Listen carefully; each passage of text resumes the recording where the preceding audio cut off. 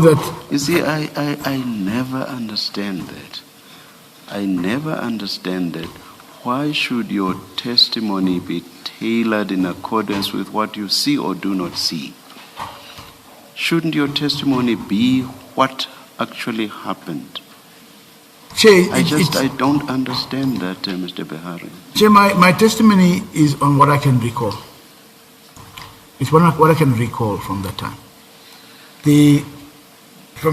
So when I spoke, or when I looked at what... I'm very sorry, Ms. Sigars. Yes, apologies. Yes. So in looking at the additional bundle now, 85, okay. If this was then just a part that would have been then, it means that only the opening paragraph would have been there. And it's incorrect from what is contained in the finalized PN 19. So it was incorrect for you to say you would never write a letter like this. We see that you have. It would have been drafted. It was incorrect. It is incorrect. Yes. Mr. Behari, I don't have too many questions about this letter, but as you heard, Chair does. Insofar as the contents is concerned, so we're on PN 19, which is the one that says Office of the HOD, not the draft. At page 344, which is the introductory paragraph. You seem here in paragraph 1 to admonish IPID for the way in which they address the letter, so to the city. Because you say, this report was submitted to me during a meeting called at the office of the executive mayor, so you clearly drafting it on behalf of somebody who was at that meeting, and we know you initially weren't in that meeting. Despite the manner of your approach being irregular, having excluded the HOD, HR, and city manager as accounting officer, I nonetheless received the report in annexures. I want to understand why you're taking that position with IPID when your evidence yesterday was that the letter was addressed to the chief of police and he had to address the response here too. Why are you taking issue with the fact that they're addressing it to the chief of police but using it as a way to escape the fact that you weren't involved in the response on the disciplinary proceedings aspect? Chair, the issue is not about the addressing of the chief of police. The issue is with the entrance into the city of the documents. Regulatory body reports come to the office of the city manager, and for implementation, it deals with administration.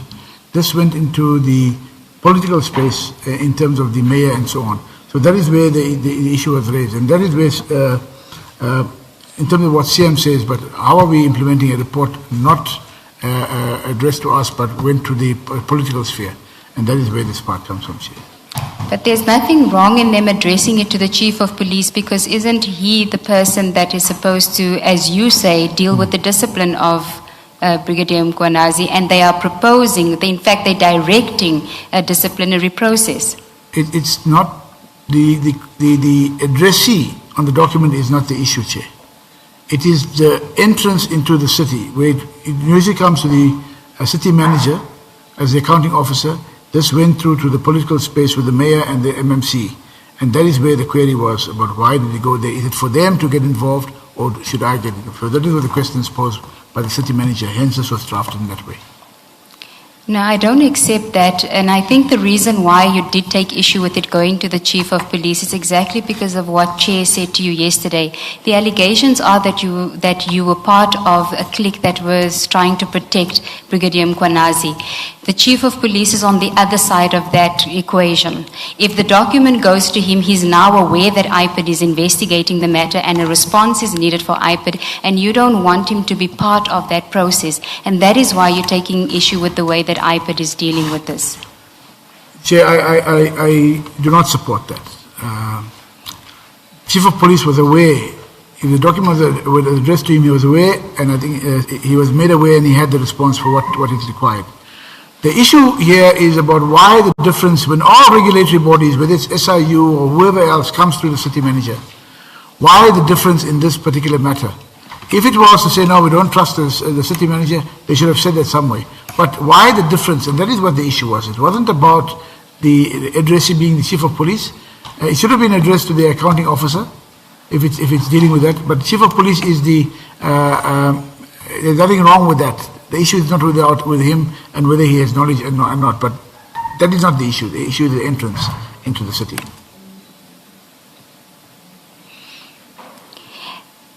Then, if you go to page 345 of the letter, Ms. Nudet, maybe yes. before you do that, if you could just remind us, either you or Mr. Behari, this thing that which you're dealing with in that paragraph 1 is the IPID letter addressed to the executive mayor MMC. Who was it addressed to? No, it was addressed to Chief Mapiyeye. Yes. But it was sent through, the routing was not to the administration, it was to the mayor and to the MMC. I see. So I think that's where the concerns were on that. All right, and I just wanted to be reminded of what happened, in fact. Thank you. Okay. At 344 paragraph 2, you then deal with the allegations of fraud and corruption, and you say, I have consulted with internal staff, and I am advised that based on the current evidence, it will be difficult to prove fraud and corruption. Your report attaches little or no value to the statement of Director Mkwanazi, in brackets, suspect, close bracket, full stop. Now, you would remember the engagement that you had with Chair about Director Mkwanazi's statement. You say to IPID it attaches no value to that statement. If, as Chair says, if they attached any value to that statement, isn't he effectively admitting to corruption and fraud based on his statement? On his statement, I accepted it yesterday that it clearly is a case of corruption and fraud. Yeah, but to what extent was we going into that? Not corruption so much that we could find, but even on fraud. And that is why I've asked to look at both the elements of fraud and corruption and trying to link it to the statement from the IPID, all the witnesses in the IPID, as well as that of Mkwanazi. So this is basically drafted then to look at what were the possible issues for us would be going forward in implementation of that. So it wasn't to say that, and again to come back to having considered what Chair said yesterday, it could be looking as if we were putting it on a defense. And I say, and I accept that it could have been the way it is now been looked at, but it could be we're putting a defense. But if it's for implementation by the city, we need to look at how we can cover all the bases in that. No, the paragraph starts by saying it will be difficult to prove fraud and corruption. Then you say your report attaches little or no value to the statement of Director Mkwanazi.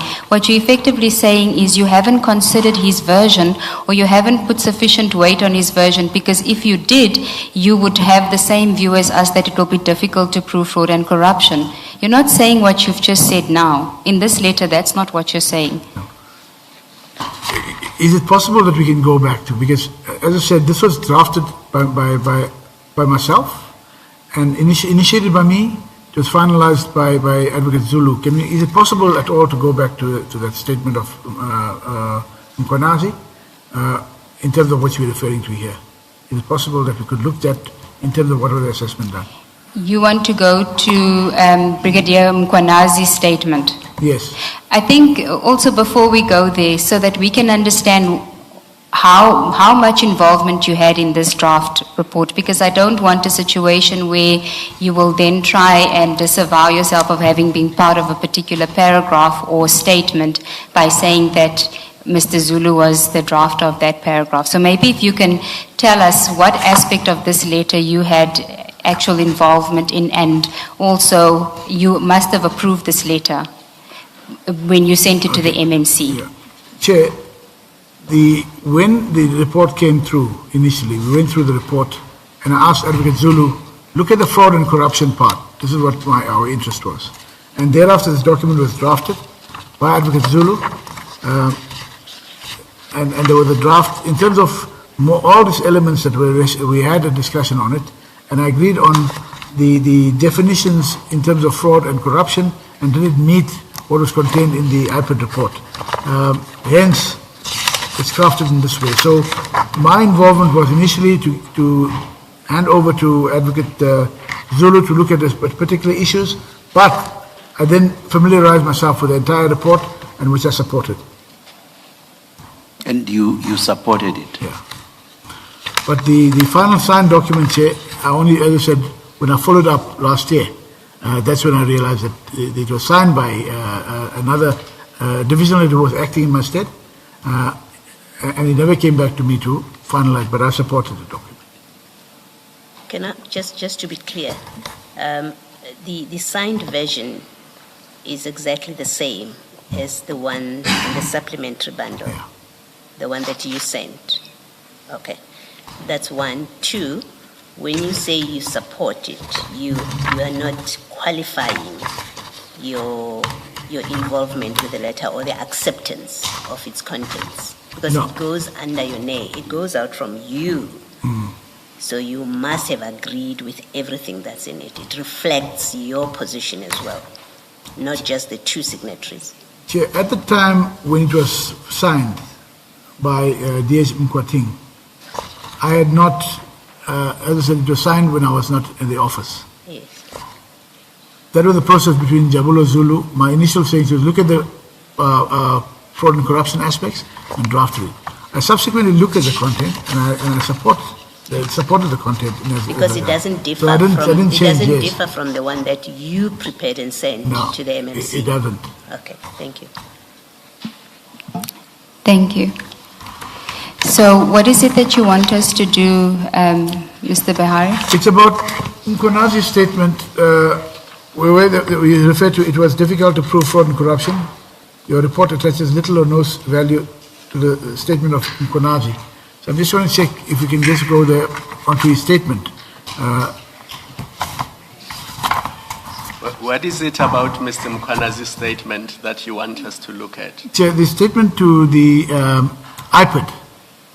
I just want to look at exactly what was said. I can't refer to my own copy, but I want to look at the statement just to address this issue, because why would we then put something like that? You attach little of no value to the statement of Director Mkonazi. There must have been something that would have led to us.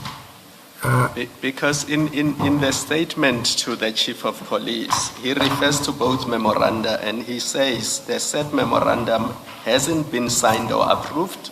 So that's the CAT one. And then the MEDI 24, on the donations, he says this process is awaiting our finalization of all the process that must be followed for the finalization of the memorandum of understanding. So he accepts that the two memoranda have not been signed and approved. So I'm not sure what you want us to Chair, look at.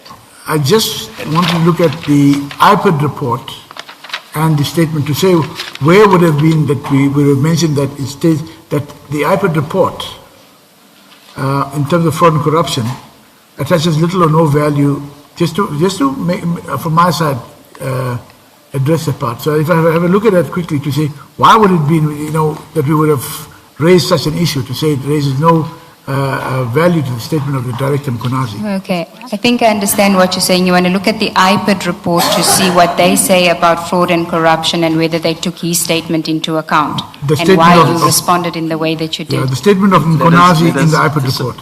Sorry, I'm coming to your assistance, Mr. Behari. Let us please assist Mr. Behari. Let's direct him to where the statement is. My co-commissioner, Commissioner Kumalo, has it, so that he may have a look.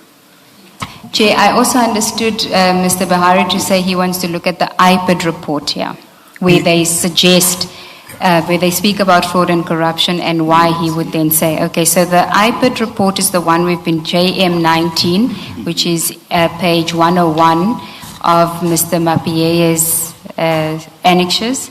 And then Commissioner Kumalo will give We'll assist with Brigadier Mkwanazi's statement. Yeah. But whilst you are at it, Mr.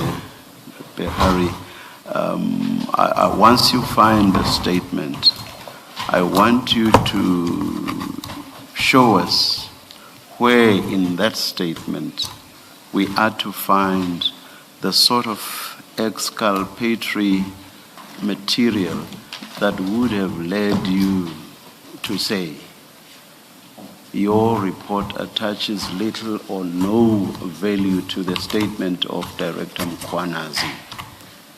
And you making the point in the context of a suggestion that it will be difficult to prove fraud and corruption. You can only say that if in the statement that you now want, there is that sort of exculpation. I hope you will show us where that exculpation is. Thank you, Chair. That is the purpose why. Because it's pointless for you to say little or no value is attached to that statement. If that statement does not show the sort of exculpation that says it will be difficult to prove fraud or you get my point. That is what I'm trying to so get So let's wait for you to find that statement and let's see you show us that exculpation.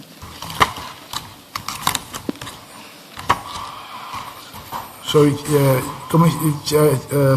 Council, did we find that, I've got Mapia's bundle or Anisha bundle here.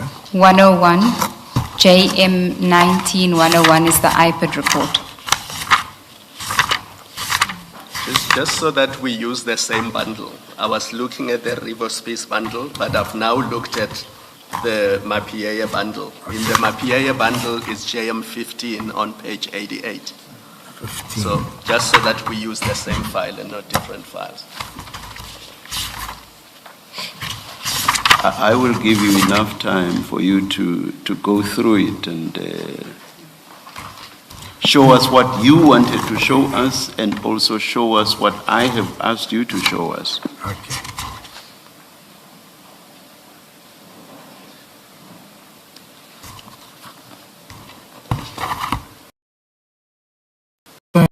Council, is this the letter that Mapia, wasn't there also an affidavit that Mkhwanazi did in the IPID, when IPID spoke to him? Not that we are aware of. The IPID report simply speaks about Commissioner Spies having conducted a preliminary investigation. It doesn't speak of them having interviewed Brigadier Mkhwanazi at all or obtaining a statement from him, unless you are aware that that did happen.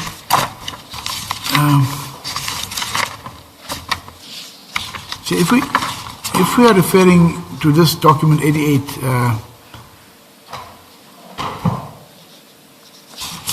I just want to see, if I may say, even if it's 5 minutes, just to try and see, because I do recall there was an affidavit where IPID approached. What did you say about 5 minutes? I'm sorry. If I may just look at some other information, because I do recall there was a document where IPID interviewed. There was a warning statement that you're referring to. We don't have that.